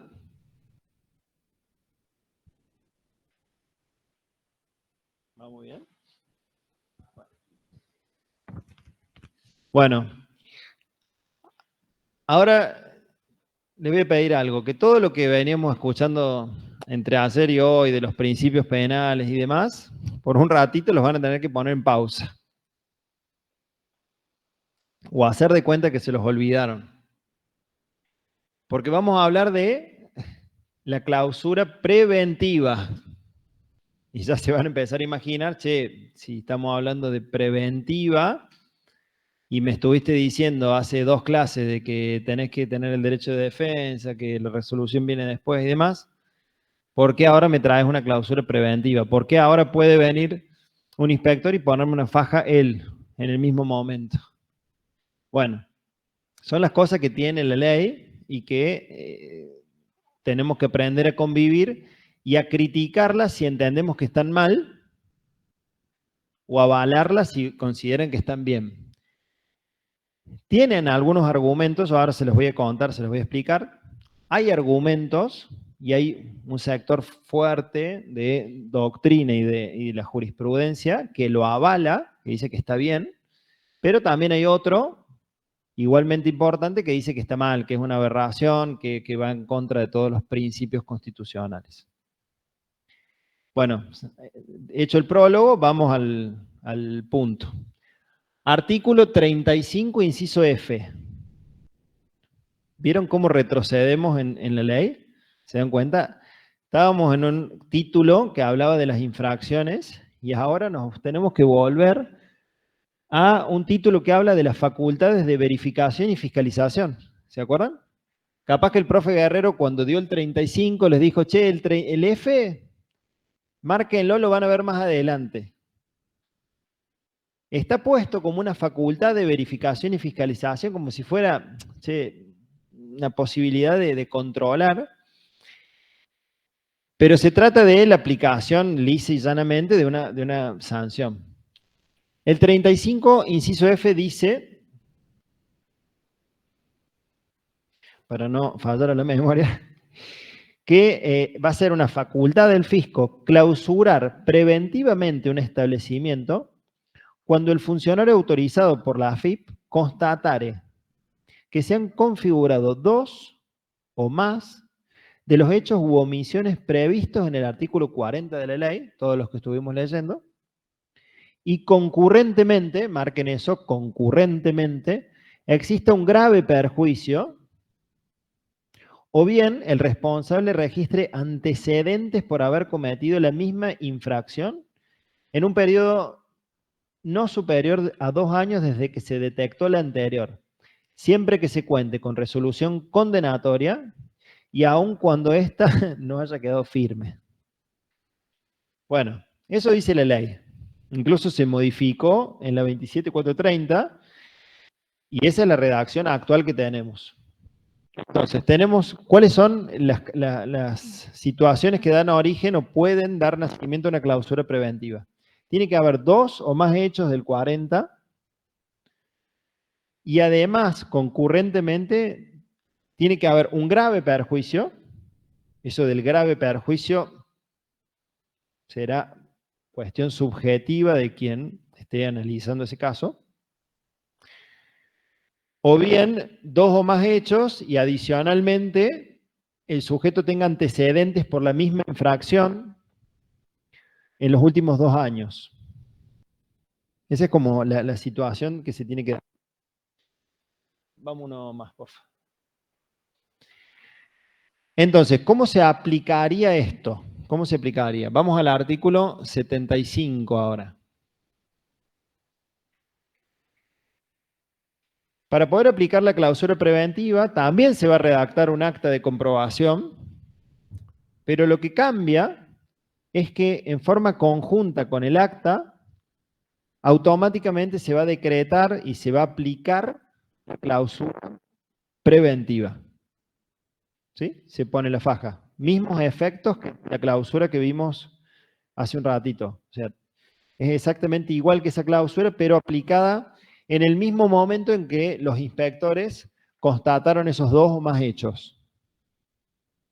Con la particularidad que el fisco, o sea, el juez administrativo que intervenga en ese momento, tiene que comunicar inmediatamente ese hecho, o sea, la clausura preventiva, a un juez federal, ¿no? No a un juez dentro de AFIP, un juez administrativo. Y la audiencia que se va a tener va a ser con el juez federal. Y el juez va a decidir si mantiene la clausura preventiva o bien si la deja sin efecto. En cualquiera de los casos, digamos, después de la resolución del juez federal de la justicia, se va a tramitar, o sea, se va a dar lugar al procedimiento ante la AFIP. Ese procedimiento ante la AFIP es el mismo que vimos para aplicar la clausura común. ¿Se entendió? Entonces, acta con la clausura en el mismo momento, audiencia con el juez federal de la justicia y ese juez decide si se mantiene o se levanta la faja. El juez le ordena a la AFIP qué hacer. Vamos. ¿Cuál es la naturaleza jurídica, si quiere, de esta clausura? Es lo que veníamos charlando en el prólogo. ¿Qué opinan ustedes? ¿Es una medida preventiva o es una sanción? ¿Qué opinan? ¿Qué les parece? Se dan dos hechos, supongamos, graves, no sé. Todo el personal absolutamente negro, sin declarar, sin registrar, y además toda la mercadería en negro, y es un contribuyente que no está inscrito en AFIP directamente. O sea, vayan al caso más extremo. Si AFIP constata eso, tiene la facultad, por la ley, de clausurar preventivamente. ¿Qué opinan? ¿Creen que está bien, que es coherente? ¿Creen que es una sanción y que está aplicada antes del procedimiento? Para una sanción.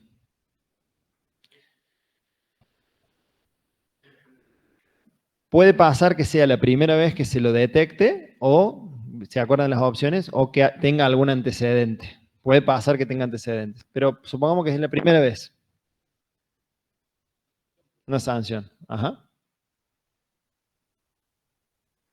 Aceptamos todos los criterios, ¿eh? Bueno, yo les cuento un poco qué se dice en la doctrina o en los fallos, digamos. Hay una gran parte de la doctrina que dice que es una medida preventiva, que no tiene carácter sancionatorio, sino que tiende a frenar una situación que no puede continuar. Supónganse un caso de que se detecte, no sé, una trata de personas o que hay, no sé, niños trabajando en una industria textil. Si eso ya suena un poco más grave, y en esos casos pareciera que algún punto de razonabilidad tendría frenar esa situación. Además, dicen que es solamente para situaciones excepcionales y que automáticamente se le da traslado a la justicia. Entonces, lo que aplicó la AFIP, en definitiva, la justicia medio o casi automáticamente lo puede revisar. Eso dice una parte. Y la otra parte de la doctrina y algunos fallos dicen que en realidad es una sanción que no cumplió con ninguno de los principios de derecho de defensa, derecho a ser oído, del debido proceso, y que es inconstitucional. Si vamos una más, tenemos un fallo que nos parecía importante que lo tengan, que es un fallo de Cámara Federal de acá de Córdoba. Creo que la carátula dice Barolo por el Lomo y compañía. Bueno, les puse el Lomo y compañía, está en la plataforma. Esto empezó en Río Cuarto y después la Cámara Federal lo confirmó. Era una lomitería donde, por una cuestión de no emisión de tickets, de comprobantes, como en 2 oportunidades en la misma noche, una cosa media extraña pasó, pero después cuando lo lean se van a dar cuenta, le clausuraron preventivamente el local. Ese contribuyente fue ante el juez federal de primera instancia y el juez federal dijo, cuando analizó el caso, de que esa facultad que tenía la AFIP de clausurar preventivamente era inconstitucional.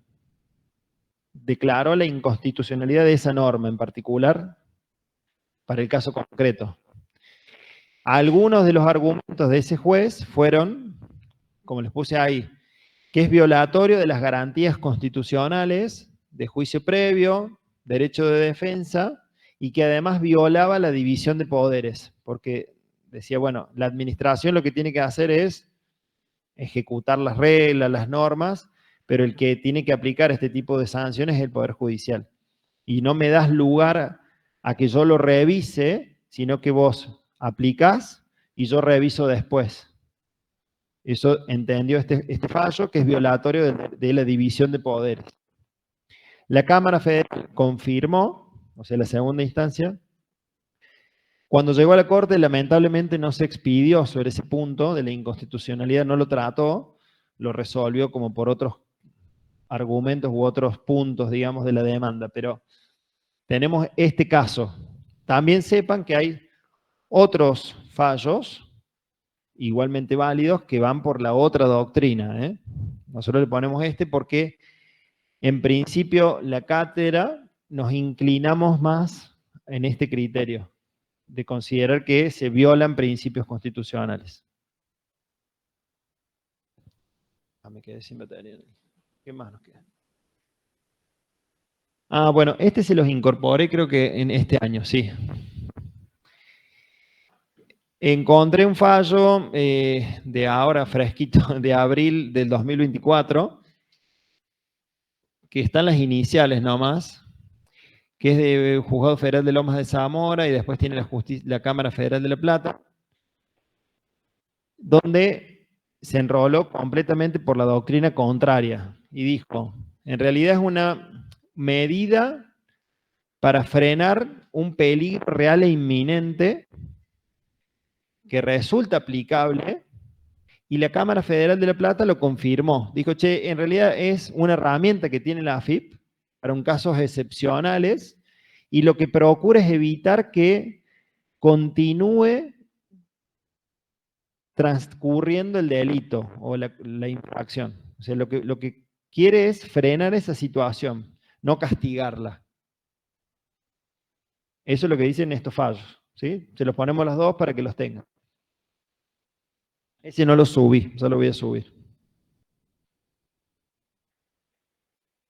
Bueno, es como que vamos corriendo una carrera. ¿Consultas hasta ahí de clausura preventiva?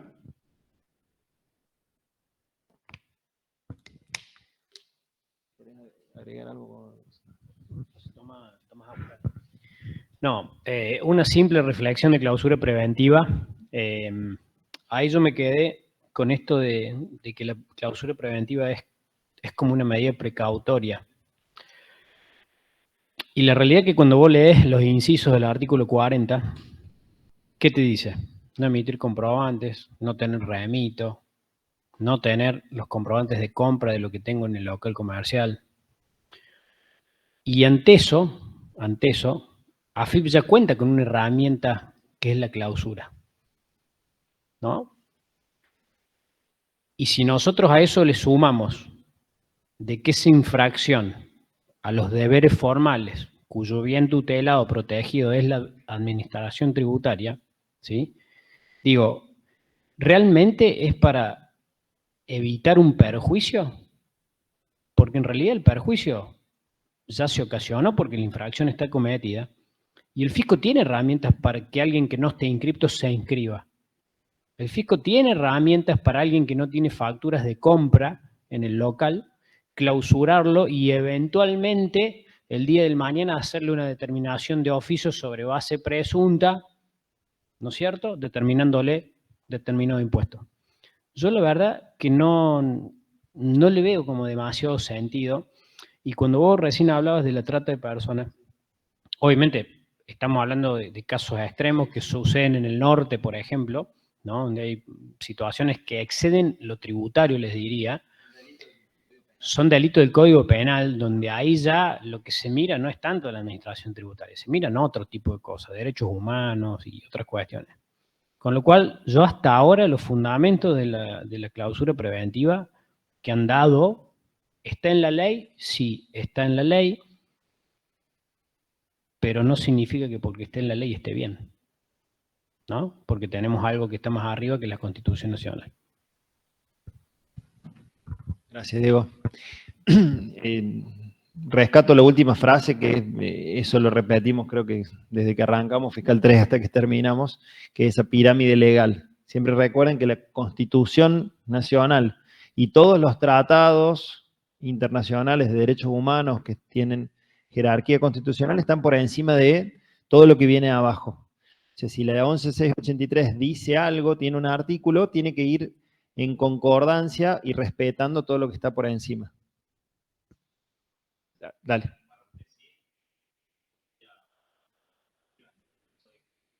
No, dijo todo lo contrario, ¿no?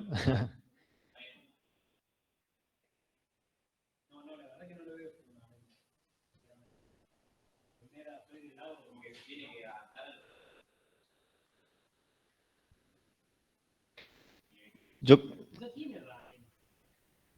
creo que como que se están por ahí, lo que para mí pasa cuando hablamos un poco de esto, es que se empiezan a mezclar situaciones que nada tienen que ver con lo tributario. O sea, si encontramos una situación tan extrema como fuera, no sé, en el norte, una situación de trata de personas, esclavitud, porque hay una explotación laboral y demás, ya son delitos totalmente de otra índole y no me importa mucho si emite la factura, si tiene registrado o no. ¿Las está cometiendo esas infracciones? Sí, por supuesto. Pero estamos hablando de otra cuestión ya mucho más compleja y donde probablemente tengan que ir, o seguramente tengan que ir preso quien está haciendo eso, y dejaríamos de pensar que la AFIP tiene esa facultad de aplicar una clausura preventiva en ese caso. Lo que pasa es que a veces un fin loable que puede haber tenido el legislador cuando pensó en ese inciso de la ley, después AFIP lo usa para situaciones que no tienen mucho que ver con el fin perseguido por el legislador. Porque la herramienta está y es poderosa, es fuerte, es grave.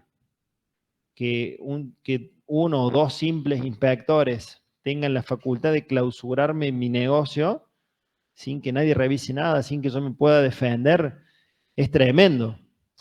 ¿Sí? Por lo menos desde mi punto de vista. Uh-huh.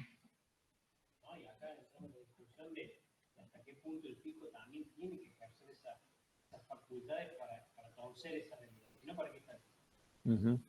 Va a torcer con una clausura preventiva, si vos lo podés torcer esa cuestión.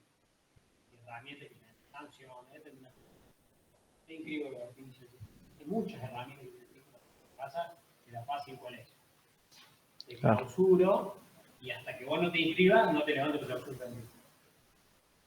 Yo pensaba en un tema con el artículo 40 y la verdad que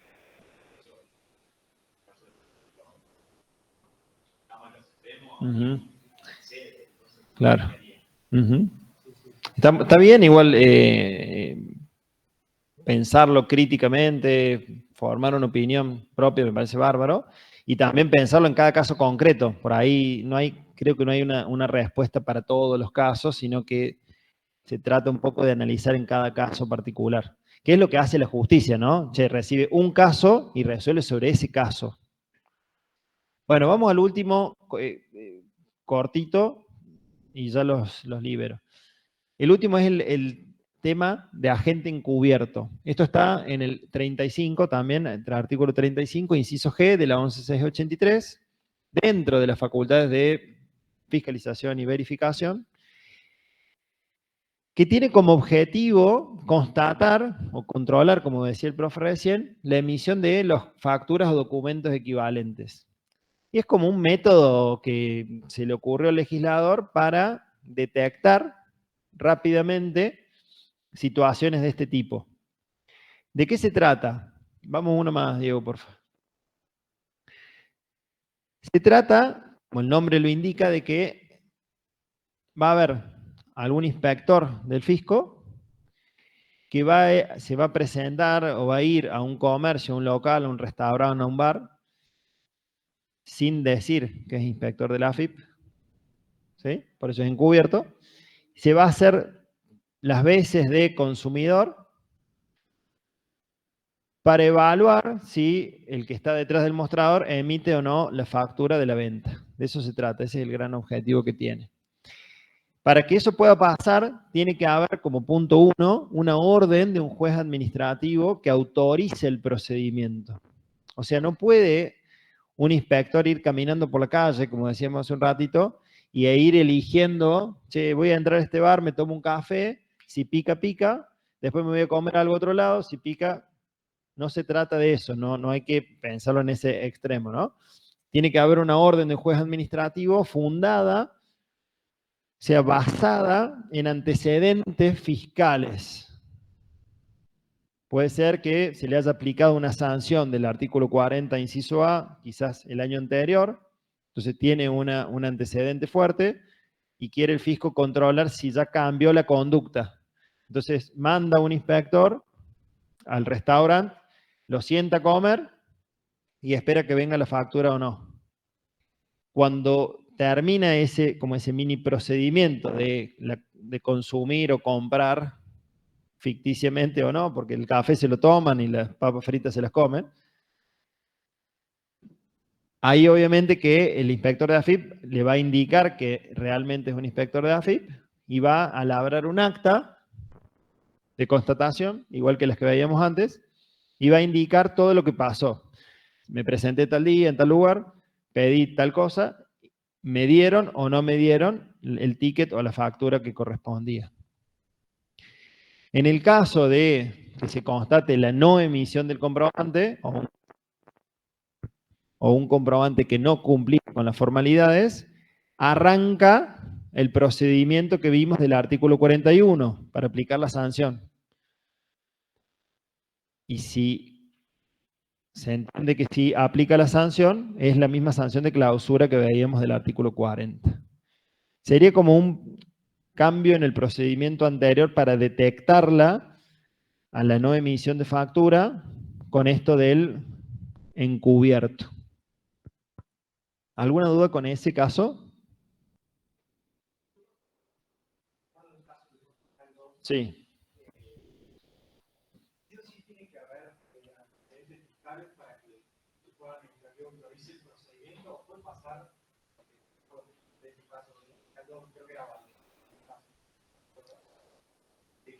Dos agentes de la FIP fueron a comer a un bar, Sí. creo que era un que daba un servicio de catering en la universidad, y como vieron que no daba solamente a la universidad, habían dado la exención para el IVA, y lo volvieron con este procedimiento y aplicaron la sanción.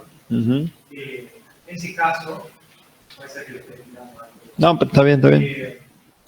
Sí o sí tiene que haber, no puede aplicar la FIP y luego vuelve con el procedimiento. A ver, yo entiendo que no, el ir a la pesca no.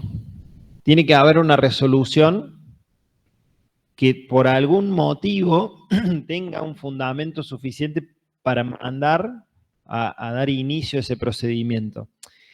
Puede pasar, quizás, que en ese caso que vos mencionas, los inspectores en realidad hicieron ellos una denuncia en el propio fisco, una denuncia formal, y dijeron, che, fuimos a un lugar, no emitieron comprobantes, y eso puede haber sido base para disparar este procedimiento. Exacto. Por eso dije la denuncia formal con nombre y apellido. porque una denuncia anónima, si alguien llama al fisco sin decir nada, sin nombre, anónimamente, esa no sirve para dar inicio a esta orden.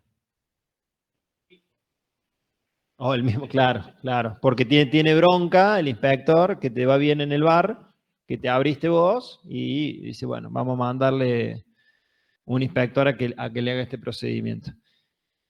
Eso después se ve en el expediente, o sea, si uno se quiere enterar, tiene que tener acceso a la primera orden del juez administrativo. ¿Alguna duda más? Bueno, muchas gracias. Será hasta la próxima. Nos vemos el lunes para el parcial. Dale.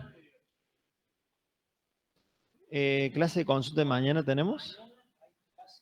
Clase de repaso. Creo que 10 de la mañana.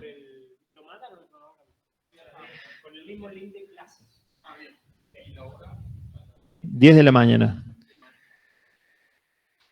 Excepcional la voluntad de los chicos de hacer una clase de consulta mañana viernes feriado, ¿no? Así que, bien por eso. A la universidad le defendemos acá dando clase y ustedes ahí estudiando. Chao chicos, gracias. Hasta la próxima.